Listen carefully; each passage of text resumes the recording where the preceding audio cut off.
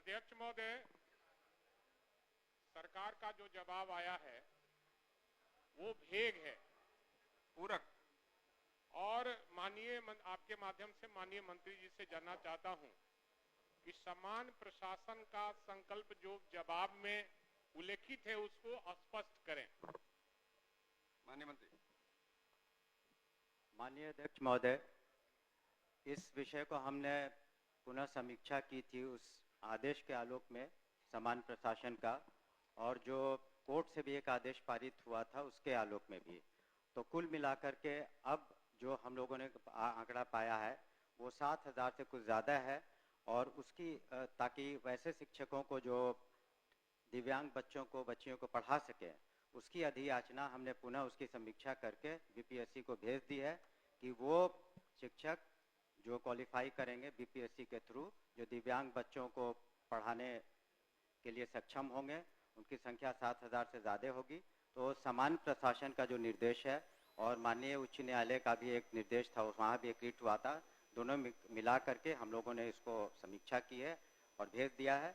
और हम लोगों ने पुनः आग्रह किया है कि बीपीएससी जल्द से जल्द उनका प्रकाशन करे, उनके नियुक्ति के जो भी प्रक्रिया है, ताकि हम उनको विभाग में ले सकें। आपका काम तो हो गया।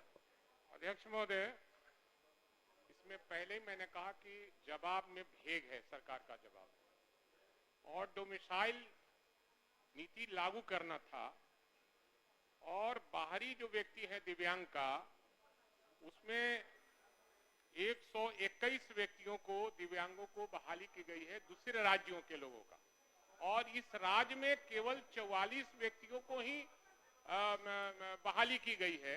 तो सरकार का जो नीति है उसका उल्लंघन, खुला उल्लंघन है कि दूसरे राज्यों के दिव्यांगों को, हाँ, सरकार स्पष्ट करे कि जिन 121 दूसरे राज्य के अभ्यर्थियों का चयन हुआ है उनमें से कितने अभ्यर्थी गैर आरक्षित वर्ग के अंतर्गत चयनित हुए हैं। अध्यक्ष महोदय, इसमें कोई उल्लंघन नहीं हुआ किसी नीति का। जो नीतियां बनी थी पूर्व में जो नियुक्तियों की, तो उसी का अनुपालन हुआ है। जहां तक उसमें उन्होंने डाटा मांगा है अलग अलग कैटेगरी का, मैं आपको अलग से दे दूंगा, लेकिन जो नीति निर्धारित है उसी के तहत नियुक्तियां हुई है। ये अलग बात है कि वहां पर संख्या ज़्यादा है, इसलिए हम लोगों ने पुनः समीक्षा की, जैसा कि हमने बताया कि 7,000 से ज़्यादा इस बार हम लोग नियुक्तियां करेंगे। और जो डोमिसाइल नीति की आप बात कर रहे हैं उसके बारे में अभी तत्काल वो लागू नहीं है। अध्यक्ष महोदय जी, और समाचार पत्रों में भी निकला था, और जो समाचार पत्र में निकला था उसी के आलोक में हमने यह प्रश्न किया था। तो इसलिए जवाब दिया उन्होंने। नहीं, वो कह रहे हैं कि यह डोमिसाइल नीति का हमारा कोई विचार नहीं है। तो आपकी सरकार ने विचार किया कि हम अपने राज्य के दिव्यांगों को प्राथमिकता देंगे। आपने प्राथमिकता कहाँ दिया? दूसरे राज्यों के 121 अभ्यर्थियों को आपने प्राथमिकता दिया। टीचर में भी वही हाल हुआ, दूसरे के राज्य के लोग चले आए और इस राज्य का बेरोजगार ही रह गया। मैं तो पूछा सर, लेकिन उसका जवाब वो सही नहीं दे पाए ना। समीक्षा क्या है?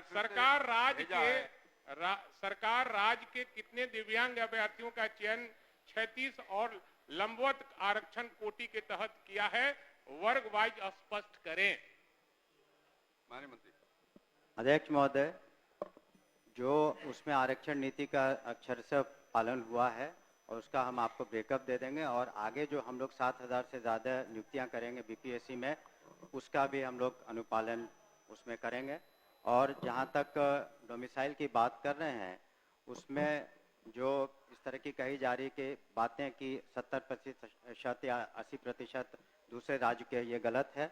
जो हम लोगों ने अभी तक TRE3 वगैरह में देखा है तो 20-22% का है, 80% करीब यहीं के शिक्षक शिक्षिकाएं हैं। अध्यक्ष महोदय, अभी भी मंत्री जी सरकार के निर्देश का और संकल्प का स्पष्ट रूप से जवाब नहीं दे रहे हैं। आप कैसे जवाब? नहीं सर, ये प्रॉपर्टी हो गई विधान सदन की। और आप, हमारे क्वेश्चन को हमेशा कहा जाता है कि अध्यक्ष महोदय को मैं भिजवा दूंगा। सदस्य को भिजवा देंगे, ऐसा थोड़ी होता है। हाँ, क्यों नहीं होता? हमने प्रश्न किया है हाँ। और ये सदन की प्रॉपर्टी हो गई। सदन की प्रॉपर्टी पूरा- होती है, हमको भिजवाए। अभी स्पष्ट करें, अब कल क्या होगा, सदन खत्म होगा, मंत्री जी से भेंट होगी कि नहीं होगी, बिल्कुल कौन होगी, जानता है? बिल्कुल होगी, नहीं होगी ना। होगी।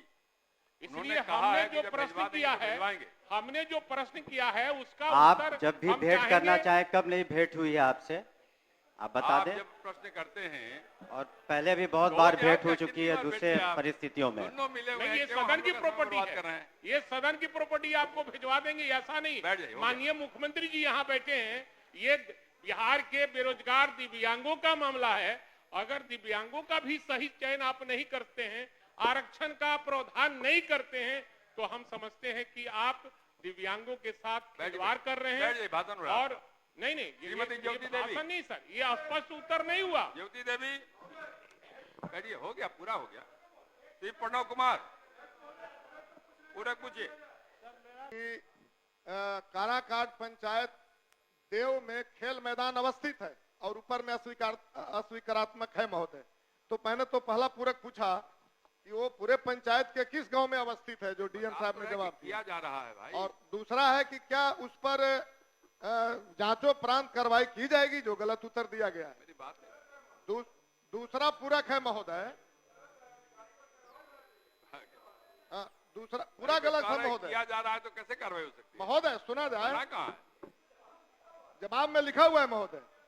दूसरा है महोदय कि जो सबसे नीचे माननीय मंत्री जी ने उत्तर पढ़ के सुनाया कि मध्य विद्यालय के खेल मैदान का निर्माण कार्य प्रारंभ किया जा रहा है। हम जानना चाहते हैं कि वो खेल मैदान कितना लंबा चौड़ा है, कितना रकबा का है महोदय, ये हमें बताएं। मैं पूरी तरह से जानता हूं कि वहां कोई खेल मैदान नहीं है जिसका प्रारंभ किया जा रहा है महोदय जी। नाम तो के बताएंगे, बताइए, उसका रकबा बताइए महोदय। बैठ जाइए।